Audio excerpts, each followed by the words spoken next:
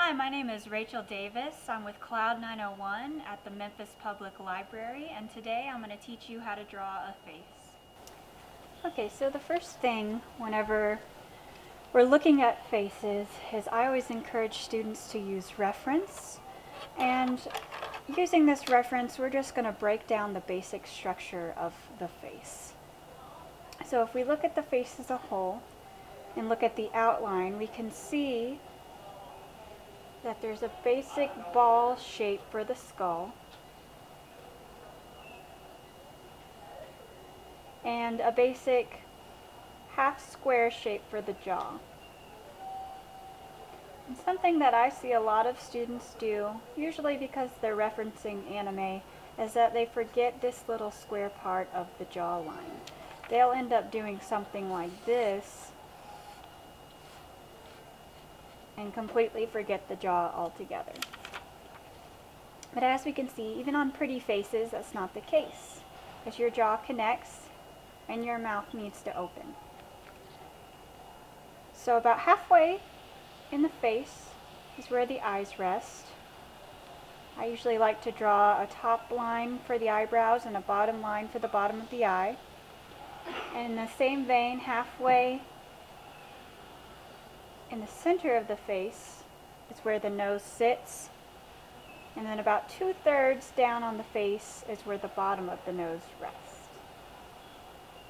And about another third away from that is the mouth. So knowing all this, we can set up that same structure when we start to draw. So we start in the same way with the big circle for the skull, a square shape for the jaw, and then we divide our face into the right dimensions for the eyes, the nose, and the mouth. So for the eyes, and about 2/3 of the way down for the nose, and then another probably about 1/3 of the way down from that for the mouth. And then it's really easy. All you got to do is fill in the features. So using our reference, we can kind of place the eyes where they go. We can place the nose where it goes, and then the mouth where it goes. And there we have the basic anatomy of the face. And what I would recommend, I have all of these pictures here, just kind of generic pretty faces. So if you're new to drawing and you haven't drawn a face 100 times over, I would really recommend, cutting faces out of magazines or looking on Google or even taking pictures of your family or your friends and really looking for some good features that would be fun to draw. Some of these are just kind of generically pretty, so they might be a little bit not that fun to draw just because they're so generic. But let's look at some reference. So if I was trying to draw this picture, I'm not trying to exactly copy the picture because it's already a photograph. And why would I want to do a photorealistic version of a photograph if it's much easier to just take the photo, right? So I'm going to try to do this a little bit more in my style. But what I'm really looking for is some key markers here of the facial features. So I can see that she has some strong cheekbones. So I'm going to draw those in. And her nose is not just a circle, it's got this little triangle at the end. So I'm going to draw the ball of her nose first. And then I'm going to try to capture that little triangle that kind of hangs down on her nose. I'm trying to make it look like her, but also trying to make it my own as well.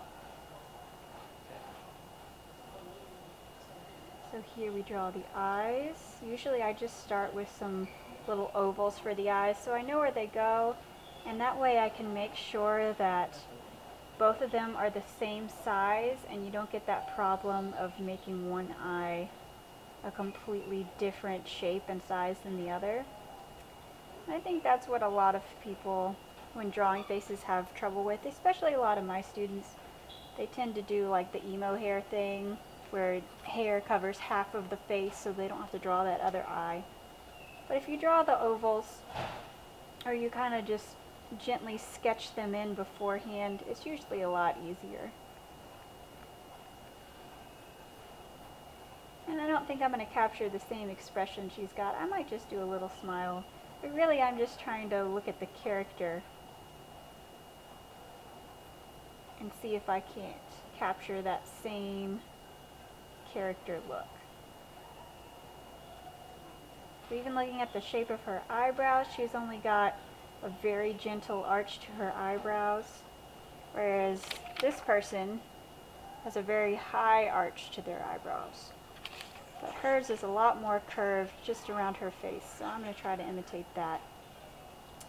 Another problem I see with some people is that they tend to make the eyes all the way out here, and they don't give enough room for the side of the face. So if we look at this face, we can see there's still a space in between here and here on the outside edges. So I want to make sure I also have that space where her cheekbones rest.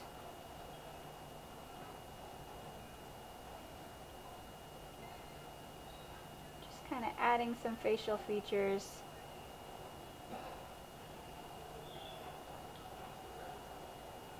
And then looking to do the hair.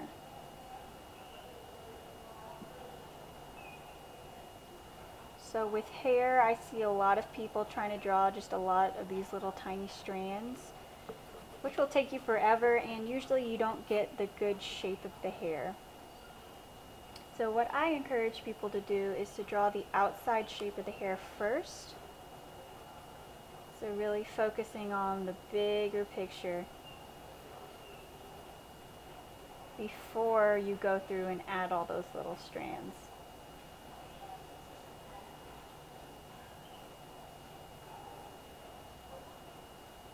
Of course, I've changed the eyes and everything a million times over.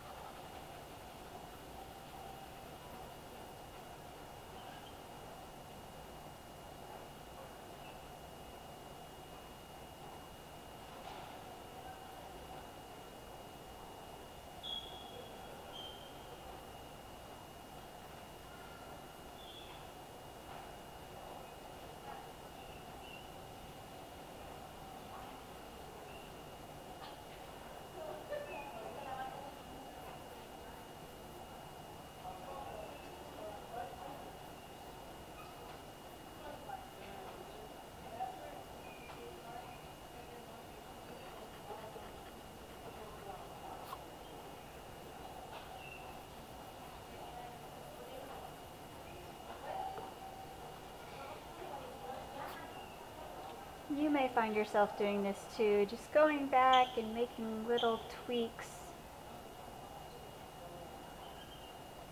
I usually do this for a long time before I start rendering the face or anything. I'll go back through and make sure that all of the little details are in place.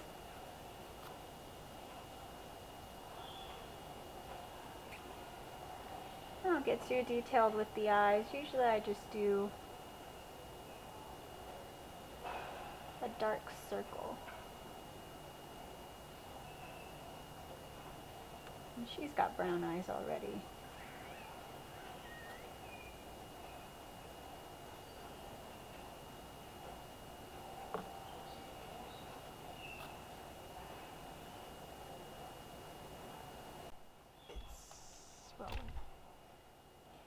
this is the sketch more or less finished. Just kind of looking for the big poofiness of the hair and making sure I get all the facial features in the right place. So thank you for joining me on this video. There will be more to come from your Memphis Public Library.